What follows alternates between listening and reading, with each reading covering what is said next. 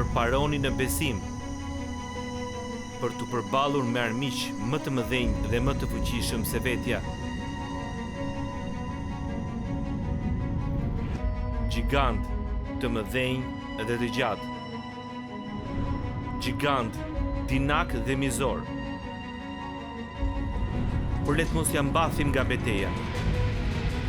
Vraponi drejt fitores, sepse Perëndia ynë ecën përpara nesh si një zjarr që konsumon, që ne të mund të luftojmë me gigantin e frikës, të shkatrojmë gigantin e dekurajimit, të çlirohemi nga vetmia, të fitojmë mbi shqetësimin, të ruajmë veten nga faji,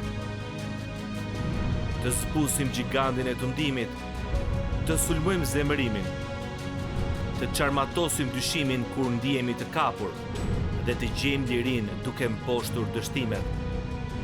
Perëndia ynë do t'i vrasë gjigantët të tokë dhe do t'i rrëzojë përpara nesh. Përmes fuqisë së tij, ne mund t'i dëbojmë dhe t'i shkatrojmë shpejt, siç na ka premtuar Zoti. Mos kini frikë. Perëndia ynë është me ne. Ai do të na fuqizojë. Ne mund t'i mundim gjigantët tanë. Ne mund ta fitojmë betejën. Ne mund të jetojmë si fitimtarë.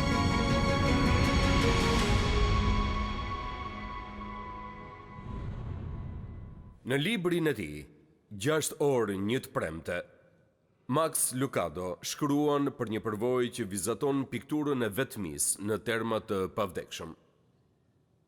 Ai thot kisha kaluar pranë atij vendi pafund herë. Çdo ditë kaloja në atë ngastër toke rrugës për në zyrën time dhe çdo ditë i thoja vetes, duhet të ndaloj ndonjë ditë këtu. Sot erdhi ajo ditë. Binda një agjend të ngjeshur që të më jepte 30 minuta kohë dhe shkova atje. Kryqëzimi aty nuk dukej ndryshe nga çdo tjetër në San Antonio, kishte një Burger King, një hotel Rodway, një restorant, por nëse kthesh në veri perëndim dhe kalon nën tabelën pregize, do ta gjesh veten në një ishull historie. Një ishull historie që po e mban fort veten kundër lumit të progresit. Në atë tabelë shkruhej Varreza e Lock Hillit. Ndërsa parkoja, thot Lucado, një qiell i errësuar kërcënoi me shi. Një shteg i vetmuar mëftoi që të ecja përmes mbi 200 gurve të varreve në Varrez. Pemët atërore të lisit mbi mua siguronin një tavan për dhomzat solemne. Bari i gjatë, ende i lagur nga vesa e mëngjesit, më fërkoi te kyçet. Gurët e varreve, edhe pse të plakur dhe të ciflosur, ishin të gjallë me të djeshmen. Ruth Lacey është varrosur këtu. Lindur në kohën e Napoleonit, më 1807, vdekur mbi një shekull më parë, 1877. Dhe pastaj e pash. Pash se çfarë ishte gdhendur mbi një gur varri në fundin verior të Varrezës. Guri shënonte destinacionin e trupit të Grace Llewellyn Smith. Nuk ishte shënuar një ditë lindje, as një ditë vdekje, vetëm emrat e 2 bashkëshortëve të saj dhe këtë epitaf. Fle, por nuk pushon. Dashuroi, por dashuri nuk gjeti. U përpoq të kënaqte, por kënaqësi nuk mori. Vdiq ashtu si jetoi, e vetmuar. Pikat e shiut më njolosën bojën teksa i kopjoja fjalët dashuroi, por dashuri nuk gjeti. Dhe mendova për shtratet bosh dhe heshtjen e mospërgjigjet e mesazheve të lëna, mos kthim letrash të shkruara, dashuri e pakthyer për dashurinë e dhënë. Vdiq ashtu si jetoi, e vetmuar. Dhe po pyesja veten se sa Grace Llewellyn Smith ka. Sa shumë njerëz do të vdesin në vetmin me të cilën po jetojmë. Të pastrehet në Atlanta, një njeri që pi në një bar në Los Angeles, lypësja në Miami, predikuesi në Nashville, çdo njeri që dyshon se bota ka nevojë për të, çdo njeri që është i bindur se askush nuk do t'ia di vërtet për të. Çdo njeri të cilit i është dhënë një unaz, por nuk i është dhënë një zemër, që i është dhënë një kritik, por nuk i është dhënë kurrë një mundësi, që ka patur një shtrat, por nuk ka gjetur kurrë çlodhje. Këta janë viktimat e kotësisë. Dhe nëse dikush nuk ndërhyne, nëse diçka nuk ndodhe, epitafi Grace Smithit do të jetë edhe i tyri po ashtu. Vdiq ashtu si jetoi, e vetmuar. Në kulturën tonë ka shumë njerëz që përjetojnë vetmin dhe nuk kam asnjë dyshim për faktin se shumë njerëz që janë ulur sot këtu e njohin dhimbjen e kësaj dhe mbase edhe tani e njohin këtë dhimbje në mënyrë të ashpër. Por pikë së pari, përvojën e vetmisë në kulturën tonë e njohin njerëzit që jetojnë vetëm. Çdo njeri beqar e njeh dhimbjen që sjell kur shkon vetëm në shtëpi dhe gëtuan vetëm për një njeri dhe pastaj shet televizor në mbrëmje, me asnjë njeri afër për të qeshur me shakat e tij apo të komentojë mbi gjërat që shohin bashk. Kur ajo ishte beqare, Eni Kimmel shkroi për një përvojë që pati gjatë vigjiljes së vitit të ri kur ishte krejt e vetme. Në vargun e saj të lirë, ajo përshkruan atë që jam i sigurt se është përvoja e shumë të tjerëve që mund t'i kenë shkruar këto fjalë. Ja se çfarë shkruan ajo. Ajo thot Perëndi është vigjilja e vitit të ri. Bëra një banjë të ngrohtë, hodha shampo dhe shkum dhe parfum shkujdesshëm. Dhe vesha këmishën më të re, të gjatë dhe elegante të natës. Besoj se po shpresoja se të gjitha këto do të fshinin agoninë e të qenit vetëm. Në një çast kaq elegant dhe kremtues, kur gjithkush aq shumë dëshiron të jetë me dikë. Për të parë afrimin e vitit të ri, të shohësh vetëm ardhjen e vitit të ri. Nuk më ka ndihmuar ai shumë, jam përpjekur të fle, me shpresën se kjo do të përzër orët pafund, por pas gjithë pasdites dhe 2 orëve të mbrëmjes, jam e lodhur nga gjumi. Jam qapitur nga njëra dhomë në tjetrën me dëshirën për të qarë, o Perëndi, muret janë kaq të heshtur, dhe askush nuk gjendet afër të qeshe të ndroj temë. Sa shumë e dëshiroj prehrin e një miku për të fshehur kokën dhe të lë lotët të rrëshkasin të patrazuar dhe të lirë. Mund të mendoni se është vetëm një grua që ndjen keqardhje për veten, por nuk është kështu. Është dikush që po shpreh atë që shumë e kanë ndier, dhe disa prej jush që tundin kokën në praninë time sot më kujtojnë se ajo në përshkrimi është afruar shumë përcaktimit se si mund të jetë vetmia. Pastaj kemi bashkëshortin e vetmuar. Është e habitshme për mua se si institucioni që Perëndia e krijoi për të siguruar ndjesinë më të madhe të intimitetit, shpeshherë bëhet vendi i vetmive të mëdha. Më kujtohet kur kam folur për këtë në një rast tjetër dhe pasi përfundova, një javë më vonë mora një letër me post nga një grua që më shkruante disa fjalë. Ajo thoshte sot më bëri i përshtypje një pikë që ka qenë ndjeshme në zemrën time. Përpiqem të mos qëndroj shumë tek kjo te vetmia në martesë, por e vërteta është se jam e vetmuar. Unë dhe bashkëshorti im jemi të dytë krishterë, jetojmë relativisht mirë. Jemi të arsimuar dhe bashkëshorti im është njeri i mirë. Ai punon shumë që të sigurojë për ne, ai nuk është abuziv dhe është vërtet një baba i mirë. Por nevojat e mia emocionale shumë rrallë plotësohen sepse ai punon gjithkohës. Jemi rasti i 2 njerëzve që jetojnë jetë paralele që nuk takohen as pak në të vërtetë. Ai ka dëgjuar dhe ka lexuar se si burri mund të krijojë një marrëdhënie të mirë me të shoqen, por të gjitha duhet i kenë kaluar pa i bërë shumë përshtypje. Dhe nuk do të ankohem, përpiqem të mos mendoj për këtë, por lëndimi është shumë i thellë. Jam një njeri shumë i vetmuar. A nuk është interesante? Në martesë, në marrëdhënien më intime mbi sipërfaqen e tokës së Perëndisë, sërish ka shumë njerëz për cilët ky është një vend shumë i vetmuar. Dhe pastaj kemi të mbjetuarit e vetmuar, njerëzit që jetojnë pasi i ka vdekur njeriu më i shtrenjtë. Të mbjetuarit e vetmuar përjetojnë atë lloj dhimbje që siç më kanë thënë është kaq e fortë, sa nuk ke me çfarë ta krahasosh tjetër në jetë. Ajo që përjeton një vejush apo një vejan nuk mund të përshkruhet me fjalë që unë dhe ju mund t'i kuptojmë. Por nëse e keni kaluar vetë, e kuptoni se për çfarë kam fjalën. Shpesh është divorci ai që bën që i mbjetuari të ndihet i vetmuar. Dhe në shumë mënyra divorci mund të jetë më i dhimbshëm se sa vdekja, sepse nuk ka një finalizim, nuk ka një mbyllje. Nuk ka ndonjë mënyrë për ta marrë veten plotësisht dhe përfundimisht, dhe shpesh kemi një ndjesi të tmerrshme refuzimi, e cila vjen bashkë me vetmin. Dhe pastaj sigurisht kemi qytetarin e moshuar të vetmuar që shohim, popullsia po plaket ashtu siç e dimë edhe sot kemi gjithnjë më shumë qytetar të moshuar se kurrë më parë. Ata shpeshherë gjejnë veten shumë të vetmuar, pa një marrëdhënie, pa u ndier të dobishëm.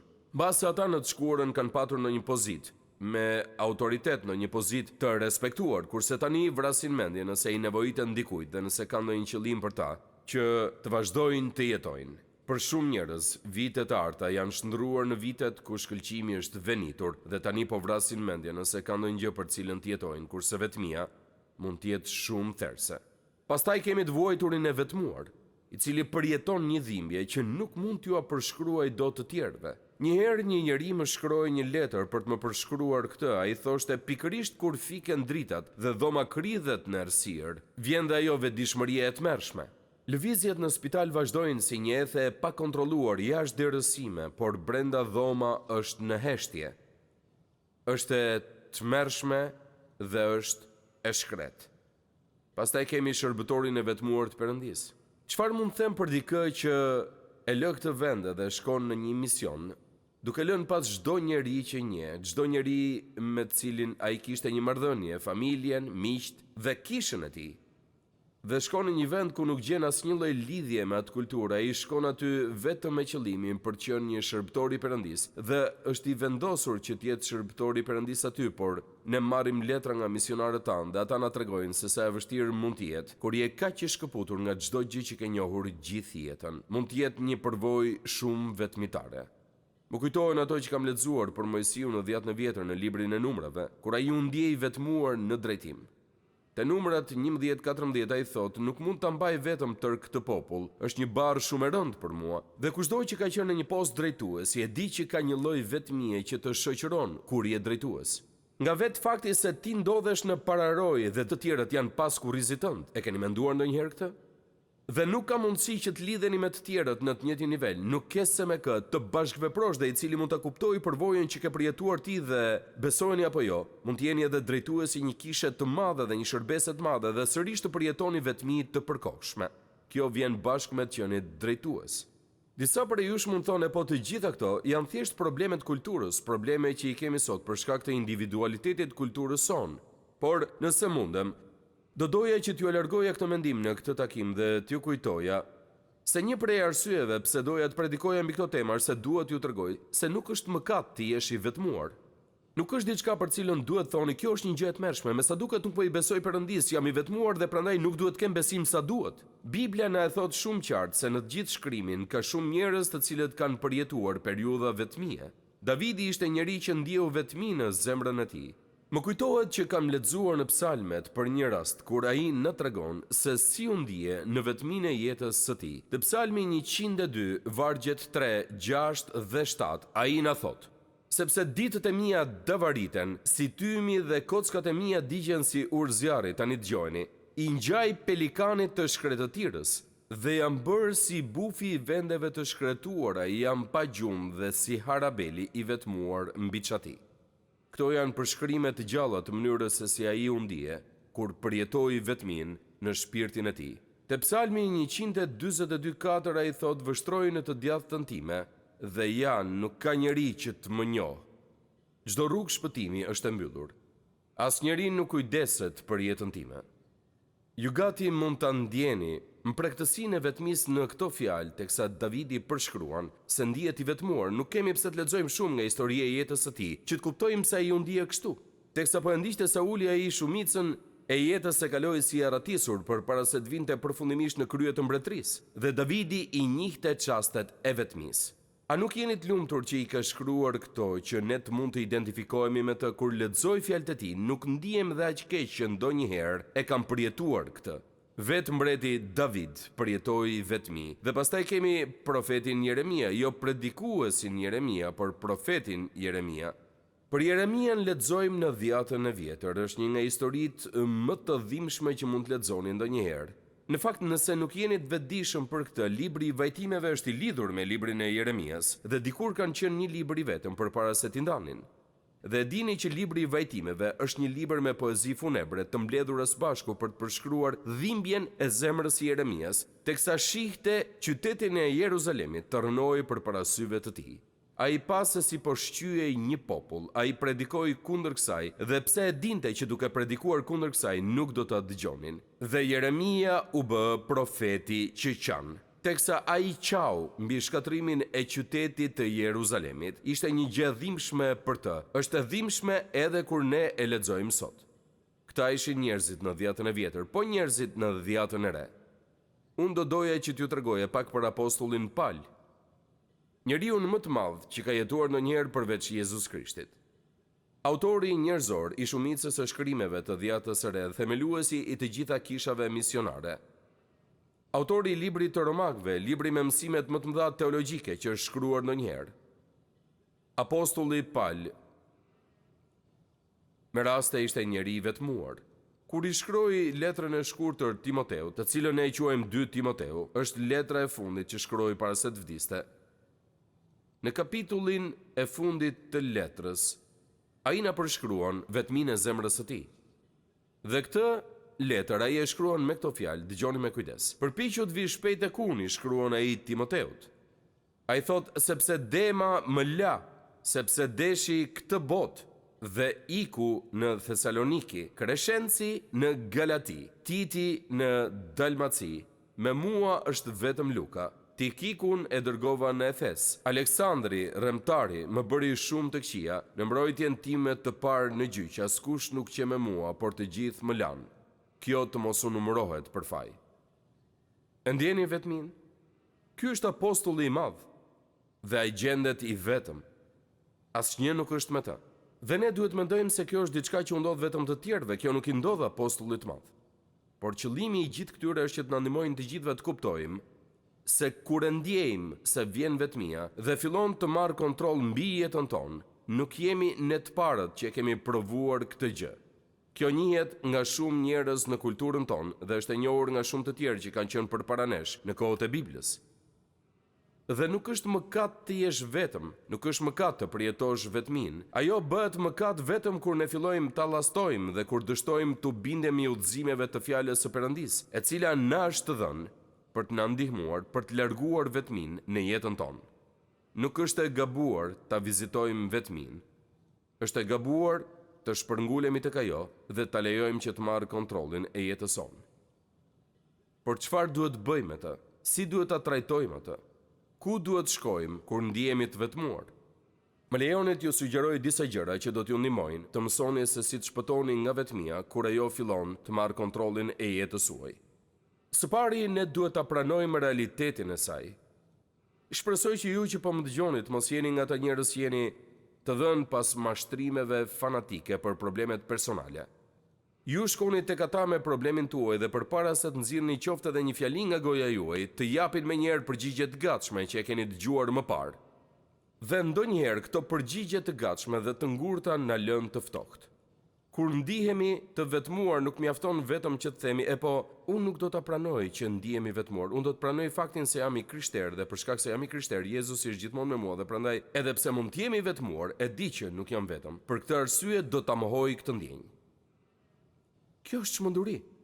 Po ju a them unë dhe jam pastori juaj, me raste jam ndier i vetmuar. Jo për shkak se dikush ka bërë diçka, apo për shkak të ndonjë gjëje që nuk duhet kishte ndodhur, por sepse jam një qenie njerëzore dhe se ndonjëherë ne ecim nëpër vende të vetmisë. Të gjithë e kemi njohur këtë. Prandaj mos e mohoni. Pranojeni, është pjesë e jetës, është pjesë e përvojës njerëzore. Dhe pasi ta keni pranuar këtë, atëherë kuptoni se ndërsa e pranoni realitetin e vetmisë suaj, duhet pranoni që Perëndia do të sigurojë për këtë.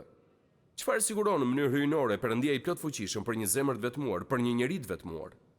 Më lejoni t'ju kujtoj se ai është i vetmi që mund ta zgjidh vërtet këtë problem. Ai është i vetmi. Sepse Perëndia na ka krijuar në atë mënyrë që për brenda të kemi një zbrasti që mund të mbushet vetëm nga një marrëdhënie intime me Perëndinë e plotfuqishëm. Nuk është e mundur që ne ta mbushim me gjëra të tjera atë hapësirë të zbrazët. Derisa Perëndia të vijë në shtëpi brenda zemrës sonë, ne gjithmonë do të ndihemi të paplotësuar dhe gjithmonë do të ndjejmë një ndjesi vetmie, veçanërisht kur përballemi me kohë të vështira. Por jam këtu për t'ju thënë se Perëndia dërgoi birin e tij në këtë botë si një ambasador. Dhe biri i tij erdhi jo vetëm për të na dhënë mesazhin e Ungjillit, por të ishte Ungjilli, dhe ai u var në një kryq mes qiellit dhe tokës. Dhe vet ai përjetoi vetmin më të tmerrshme që mund të keni njohur ndonjëherë. Teksa u refuzua nga ati i tij, ai thirri fjalët te Mateu 27, Perëndia im, pse më ke braktisur? Çfarë po thoshte ai? Ai mori në kryq mëkatin e gjithë botës dhe për shkak se Perëndia i plotfuqishëm është një Perëndi i shenjtë, ai nuk mund shihte as mbi përfaqësimin e mëkatit që ra mbi birin e tij në kryq, dhe ai ja ktheu shpinën atij. Dhe Jezusi mbeti vetëm në vuajtjen, dhembjen dhe mëkatin e botës. Dhe kjo më kujton se ai u la vetëm në mënyrë që ne të mos jemi më kur vetëm. Jezusi u la vetëm në mënyrë që mëkati të paguhej plotësisht, dhe që ne të shkojmë tek ai dhe me besim ta pranojmë atë që ai bëri për ne në kryq. Dhe duke e bërë këtë, ai mund të vijë të jetojë brenda nesh dhe mund të mbush hapësirën e zbrazët në zemrën tonë. Perëndia na krijoi ne me një vend ku e ka vendin Jezusi dhe derisa ai të jetë aty, ne gjithmonë do të jemi vetëm në kuptimin e vërtetë të kësaj fjale. A jeni të lidhur me Perëndin? A keni një lidhje me Perëndin e plotfuqishëm? Nëse nuk e keni, këtë problem mund ta zgjidhni vetëm përmes personit të Jezus Krishtit, Biri të Perëndis. Më pas duhet që ta lejoni fjalën e Perëndis që të mbush mendjen dhe zemrën tuaj. Nëse jeni të krishterë dhe po përjetoni vetmi, duhet që ta dëgjoni zërin e Zotit t'ju flas. Duhet të dëgjoni Zotin t'ju flas për problemin tuaj dhe ai do ta bëjë këtë nëse e lexoni fjalën e Perëndis. Kjo që po ju them nuk është thjesht një nga ato përgjigjet e gatshme, kjo është e vetmja gjë që mund t'ju them. Perëndia ka folur, dhe nëse lexoni fjalën e tij, do ta dëgjoni zërin e tij. Dhe çfarë thot ai? O sa shumë vargje që ka, do të mund të doja ti shfaqja të gjitha në ekran, mund t'i lexoni me zë të lartë së bashku, mund ta kalonim pjesën tjetër të ditës duke lexuar shkrimet nga zemra e Perëndis për njerëzit e tij të lënduar. Por dëgjoni pak Psalmin 27:10. Edhe sikur babai im dhe nëna ime të më kishin braktisur, Zoti do të më pranonte. A nuk është ky një premtim i çmuar? Hebrejve 13:5-6 thot, sepse vetë Perëndia ka thënë, nuk do të lë, nuk do të braktis. Kështu mund të themi me plot besim, Perëndia është ndihmuesi im dhe nuk do të kem frikë ç'do të më bëj njeriu. Këto janë vetëm disa përfaqësime të shkrimit që na kujtojnë se në faqet e këtij libri gjenden gjithë premtimet që na nevojiten, kur e ndjejmë se dhimbja e vetmisë po futet në jetën tonë. Së fundmi, më lejoni t'ju inkurajoj që të aktivizoni rrjetin e miqve të krishterë. Duhet të bëj një deklarat ndërsa e mbylli mesazhin e sotëm që shpresoj të mos jetë ofenduese, por duhet ta them sepse është e vërtetë. Vetmia është një zgjedhje. Ashtu është vërtet. Tani, çaste kur ndihemi vetëm mund të mos jenë zgjedhje, por të qëndrosh gjatë në shtëpinë e vetmisë është zgjedhja juaj. Ky është një vendim që e merrni ju. Sepse Perëndia më së pari na ka dhënë birin e tij dhe pastaj ai na ka dhënë fjalën e tij dhe pastaj na ka dhënë gjithë njerëzit e tij, të gjithë ata që janë aty për ne. Që të mos jemi vetëm. Zoti nuk na la këtu që ta jetojmë jetën të vetëm. Ai na ka vendosur në bashkësinë e besimtarëve që quhet kish. Her pas here ju kujtoj se sa herë që fjala shenjtor na shfaqet në Bibël, gjithmonë përdoret në numrin shumës. Sepse shenjtorët nuk janë lënë në izolim, ne jemi shenjtorët e Perëndis. Dhe bëhemi bashk për inkurajim të përbashkët dhe për ndihmë. Dikush mund thotë, por pastor Jeremia, unë nuk njoh asnjëri. E po atëherë, përgjigjja e Biblës për ju është se ai që do të ketë një mik, duhet ta tregojë veten si mik. Bibla tek predikuesi na thotë se dy vlen më mirë se një i vetëm, sepse kanë një shpërblim të mirë për mundin e tyre. Në fakt, nëse rrëzohen, njëri ngret tjetrin, por mirë ai që është vetëm dhe rrëzohet, sepse nuk ka njëri që ta ngrejë. Nëse dy veta flen bashkë, ata kanë mundësi të ngrohen, por ai që është vetëm si do t'ja bëjë të ngrohet? Në rast se dikush mund të mposhtë atë që është vetëm, dy veta mund t'i rezistojnë. Një litar tresh nuk këputet aq shpejt. Më pëlqen ky pasazh. Kur bëhemi bashkë me njerëz të tjerë, kur ne ndërtojmë marrëdhënie me njerëz të tjerë, ne sigurojmë një fuqi që nuk mund ta kemi të vetëm. Unë besoj se Perëndia i plotfuqishëm është i mjaftueshëm, por gjithashtu besoj se Perëndia bën punën më të mirë përmes njerëzve. E keni vënë re këtë? Çdo shërbes që kam patur në jetë, kam patur me trupin tim. Dhe në trupin tim jam zgjatur drejt të tjerëve me zërin tim, me duart e mia dhe me shkrimet e mia. Dhe Perëndia kërkon që ta bëj këtë përmes të gjithëve ne për të na sjellë bashkë në një rrjet besimtarësh të krishterë, të cilët mund ta largojnë vetminë që ne ndjejmë. Si shumë prej problemeve tona që ne i shohim gjatë këtyre kohëve, në fund vetmia është një zgjedhje. Mund mos na pëlqejnë rrethanat e jetës, mund mos ndihemi sikur na janë dhënë mundësitë më të mira, por në fund është reagimi ynë ndaj këtyre rrethanave që përcakton shëndetin ton shpirtëror dhe emocional. Dhe pikërisht këtu e vendos Perëndia përgjegjësinë drejt e të ne. Ky parim na shfaqet qartësisht në këtë histori përmbyllëse. Ana Frank ka qenë një njeri i famshëm, e kemi lexuar ditarin e saj dhe kemi parë edhe filmin. Ne mund mos bijem dakord me çdo gjë që shkruhet aty, por ka disa mësime të shkëlqyera mbas ju kujtohet se ajo dhe familja e saj ishin të burgosur në shtëpinë e tyre gjatë luftës së dytë botërore. Ata vuajtën shumë dhe patën probleme dhe vështirësi të papërfitueshme. Ana mbajti një ditar për përvojën e tyre dhe shkroi për frikën e zbulimit me të cilën ata jetonin çdo ditë. Ky është ditari që kemi lexuar ne, kemi parë dhe dramat dhe filmat. Por në mes të përshkrimeve të rrezikut dhe të dëshpërimit, ajo shpreh edhe ndjenjat aty, ndjenja që kishte në zemrën e saj. Dhe disi, pavarësisht gjithë vuajtjeve që ajo përjetoi, Ana gjeti gëzim. Më 1944, kur ajo ishte vajzë e re, ka shkruar këto fjalë, të cilat po i citoj. Gati çdo mbrëmje ngjitem në Papafingo dhe nga vendi imi parapëlqyer në dysheme, shoh drejt qiellit blu. Për sa kohë ai ekziston, mendoj se mund të kem mundësi të jetoj për ta parë, për sa kohë që shoh këtë shkëlqim dielli dhe qiellin pare, për sa kohë që kjo zgjat, nuk mund të jem e palumtur. Pasuritë mund të humbasin të gjitha, por kjo lumturi në zemrën tuaj mund vetëm që të mbulohet, shkroi ajo. Dhe sot duhet ju them me autoritet se ne kemi diçka shumë herë më të mirë se qielli blu dhe seret. Ne kemi Jezus Krishtin që jeton në ne. Unë mund të shoh përtej rrethanave ku ndodhem drejtë në fytyrën e atij që më do më shumë nga sa e di unë, dhe tek ai që nuk do të lejoj kurrë që të më ndodh diçka që nuk është për të mirën time, dhe mund ta di me siguri që ai përkujdeset. Dhe që nëse unë i besoj atij, ai do të më ndihmojë të kapërcej përvojat e jetës dhe nuk do të më lërë kurrë vetëm. Nëse ju e njihni atë, e dini që kjo është e vërtetë. Nëse ju nuk e njihni atë, atëherë jeni vetëm me forcat tuaja për të luftuar problemet. Por më shumë se çdo gjë tjetër, më lejoni t'ju them se vetmia për ju është një zgjedhje. Ju mund ta pranoni Jezus Krishtin dhe forcën e personit të tij, dhe ta njihni këtë forcë për pjesën tjetër të kohës në këtë tokë, ose mund të ecni vetëm, duke u përpjekur të gjeni zgjidhje vetë dhe të ndjeni dhimbjen që vjen her pas here. Këshilla ime për ju është kjo: Jezus Krishti ka ardhur që t'ju jap jetë dhe jetë të përjetshme. Dhe ai po pret që ju të merrni një vendim për ta pranuar dhuratën e tij falas.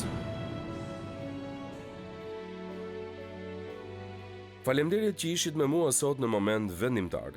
Sa më shumë që e studiojmë fjalën e Perëndis, aq më shumë e kuptojmë që Perëndia ynë i dashur dëshiron të ketë një marrëdhënie personale me gjithë secilin prej nesh. Nëse ju do doni që të filloni një marrëdhënie me të, hapi i parë është që të pendoheni për mëkatin tuaj dhe t'i kërkoni Jezus Krishtit që të bëhet Zoti dhe shpëtimtari juaj. Sapo ta merrni këtë vendim për të pranuar dhuratën e Perëndisë për shpëtimin, do të fillojë udhëtimi juaj me Perëndin si një krijesë e re në Krishtin. Nëse sot e keni marrë këtë hap besimi, ju inkurajoj që ta ndani vendimin tuaj me të krishterë të tjerë në një shërbes të besueshme apo të një kishe zonës, dhe që të vazhdoni të rriteni në besimin e sapo gjetur. Perëndia ju bekoft, ndërsa filloni ecjen tuaj me Perëndin. Pres me padurim që të shihemi herën tjetër këtu në moment vendimtar.